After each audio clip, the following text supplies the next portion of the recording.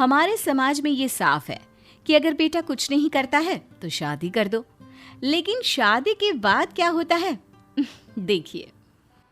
परेशान करके रख दिया इस लड़के ने, समझ में नहीं आता करूं तो क्या करूं। भाभी आप ऐसा क्यों नहीं करती, ब्रिजेश की शादी करवा दीजिए। शादी के बाद ना हर लड़का सुधर जाता है, क्योंकि उसके ऊपर जिम्मेदारी जो आ जाती है। अरे कौन लड़की शादी करना चाहेगी ऐसे बेरोजगार लड़के से। वैसे भी शादी ही हो जाए यही सही है, हमारा सर दर्द तो खत्म हो। फिर तो वही समझे जिसका ये दामाद बनेगा। और कर भी क्या सकते हैं, बेटी का पति है तो पालेगा ही। वैसे बोले तो भाभी मेरी नजर में एक लड़की है, बहुत ही सुंदर और मेहनती। आप कहे तो बात चलाऊं?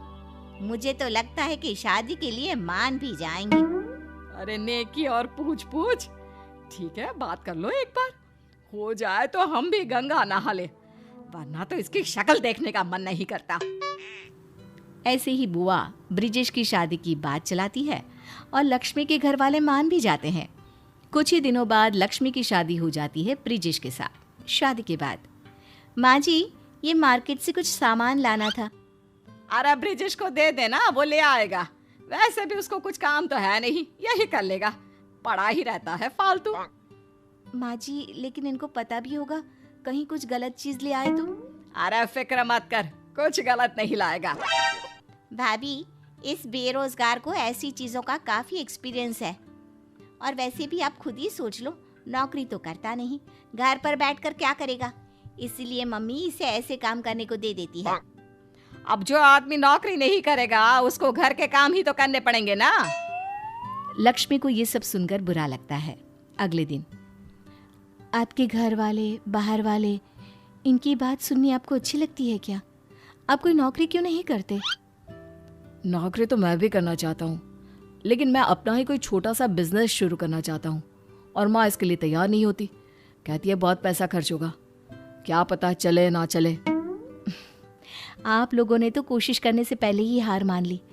अगर आपको अपना ही कोई बिजनेस शुरू करना है तो मैं आपकी मदद करूंगी। क्या सच्ची में? लेकिन कैसे? देखिए आपको पैसों की जरूरत है ना, आप कुछ पैसे माँ जी से मांगी, कुछ पैसों का इंतजाम मैं करती हूँ। शाम को ब्रिजेश अपनी माँ से पैसों की बात करने के लिए जाता है। ब्रिजेश की माँ पड़ोस की औरतों से बात कर रही होती है। माँ आपसे कुछ बात करनी थी। हाँ तो बोल ना, यहाँ कौन सा कोई पराया बैठा है, सब अपने ही तो है, बोल क्या बात है। बोलिए ना, आप चुप क्यों खड़े हैं? अब माँ मैंने अपना एक बिजनेस शुरू करने का सोचा है, लेकिन क्या? माँ जी उसके लिए थोड़े पैसे लगेंगे, अगर आपके पास है तो। मेरे पास नहीं है कोई पैसे वैसे, लगता है इसका अभी तक बिजनेस का भूत उतरा नहीं। तुम्हारे ऊपर पैसे लगाने से अच्छा है कि मैं पैसों को आग लगा दूं। अरे नौकरी कर जाकर। लगता है ब्रिजेश ने काम करने का मन बना लिया है। मैं तो कहती हूँ जो बोल रहा है करने दो, कहीं बाद में मन बदल गया तो। अरे कुछ नहीं, ये बस पैसे खर्च करवाएगा, बिजनेस करना इसके बस की बात नहीं, उसके लिए दिमाग चाहिए।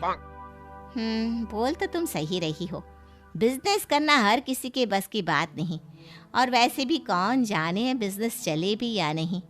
अरे कैसी बीवी है जो पति को नौकरी के लिए भी नहीं बोल सकती। बहू तो अंदर जा और बाकी का काम कर। रात को तुमने देखा ना, तभी माँ से मैं इस बारे में कोई बात नहीं करता था। तुमने देखा उन्होंने कैसे एकदम से मना कर दिया। उन्होंने इसके बारे में एक बार सोचा तक नहीं, बस सबके सामने मेरा अपमान कर दिया। माँ जी को ऐसे बिना सोचे मना नहीं करना चाहिए था, लेकिन उनके मना कर देने से कुछ नहीं होता। तो क्या करेंगे लक्ष्मी, मुझे तो कुछ समझ में नहीं आ रहा।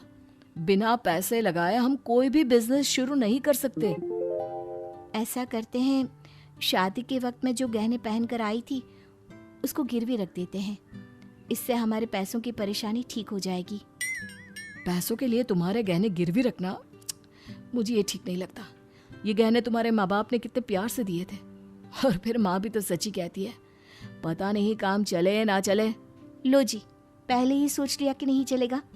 मुझे तो लगता है कि आप मुझे इससे 2 गुने गहने बनवा कर देंगे ना? जरूर, तुम्हें विश्वास है तो जरूर काम चलेगा, लेकिन अगर नहीं चला तो? अरे तब की तब देख लेंगे। अब ये करते हैं कि काम के लिए तैयारी शुरू कर देते हैं। कुछ महीनों बाद ब्रिजेश का कंप्यूटर कोचिंग सेंटर बनकर तैयार हो जाता है। तुम दोनों ने इसमें पैसे लगाकर बना तो दिया, लेकिन ये चलेगा नहीं चलेगा इसका भी कुछ पता है? अगर ना चले तो रोना धोना मेरे सामने ना करना। बहू तू तो समझदार थी, ऐसा काम करेगी मैंने सोचा नहीं था। तेरे गहने पर मेरी नजर थी कि मेरी बेटी के काम आएंगे, लेकिन तू। अरे रहने देना माँ, पैसों से सिर्फ सामान आता है। अब भाई तुम अपने स्टूडेंट्स भी भाभी के पैसों से खरीद के लाना। पता नहीं खोटे सिक्के पर कोई भरोसा करेगा भी या नहीं। माँ जी और मेरी प्यारी ननद, जब हम दोनों मिलकर इतना कुछ कर सकते हैं तो मुझे ये भी यकीन है कि हमारा कोचिंग सेंटर भी अच्छे से चलेगा। और नहीं चला तो आप लोगों का तो वैसे भी कुछ नहीं जाएगा। हाँ माँ, मैं इस कोचिंग सेंटर को खूब अच्छे से चलाऊंगा। मैं लक्ष्मी की उम्मीदों पर खरा उतरने की पूरी कोशिश करूंगा। अरे देखते हैं लक्ष्मी सच में तेरी जिंदगी की लक्ष्मी है या सिर्फ नाम की। इतने में आस पड़ोस की कुछ औरतें आती हैं। बधाई हो ब्रिजेश की माँ, आपके बेटे ने कोचिंग सेंटर खोल दिया। इस सेंटर को देख मेरा बेटा भी यहाँ आने की जिद कर रहा है। कहता है मुझे भी कंप्यूटर सीखना है। अब कोचिंग यहाँ खुलने से मैं निश्चिंत हूँ, उसे कंप्यूटर सीखने कहीं दूर नहीं जाना होगा। अरे ये तो बहुत अच्छा है, खुलने से पहले ही बच्चे आना शुरू हो गए। छोटू से कहना अपने साथ अपने दोस्तों को भी ले आए। हाँ क्यों नहीं, उसने अपने दोस्तों को भी बता रखा है। तो आप छोटू को परसों से भेज देना, परसों से कोचिंग सेंटर खुल जाएगा। 1 महीने बाद। माँ देखो, मैं अपनी पहली कमाई से आपके लिए ये साड़ी लाया हूँ, और ये तुम्हारे लिए लक्ष्मी। और वो कहाँ है? इसका सामान मैं उसके कमरे में रख कर आता हूँ। माँ जी देखिए, आज ये कितने खुश लग रहे हैं। इतना खुश आज से पहले मैंने उन्हें कभी नहीं देखा। हाँ, नया शौक है। खुश क्या दिखेगा जब सारा दिन सोता रहता था। पता नहीं तेरे बाप ने क्या देखा, पर हमें क्या। मेरे पापा ने इनकी डिग्री और ये देखा कि इन्होंने पढ़ाई के लिए कभी आप लोगों से पैसे नहीं लिए। देश के सबसे अच्छे कॉलेज से स्कॉलरशिप से पढ़ाई की। माँ जी ये नौकरी नहीं करना चाहते थे, ये तो आप भी जानती थी। शादी से पहले ही मुझे इन्होंने सब कुछ बता दिया था और मुझे इन पर विश्वास था।